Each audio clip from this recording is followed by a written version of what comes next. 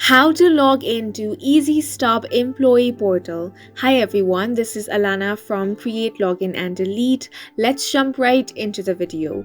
First, open up any web browser you want and on the search bar, search for easystub.ca and press enter. That's going to take you to this website. Now over here, if you want to log into your account, you have this small box where it says Employee Login. Go ahead and enter your company ID. Then you want to enter your employee ID. After that, enter the password.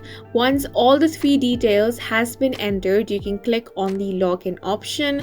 If all of your credentials are correct, you will be able to log into your account. Sometimes you're not able to log into your account. Now that might be because you have entered one of the wrong details.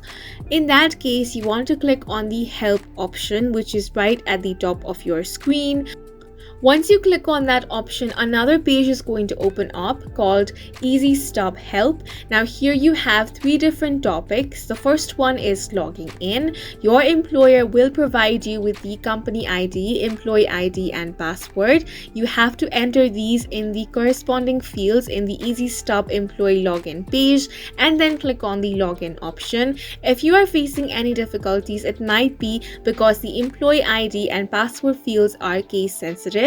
So make sure that you're typing the uppercase letters as uppercase and the lowercase letters as the lowercase.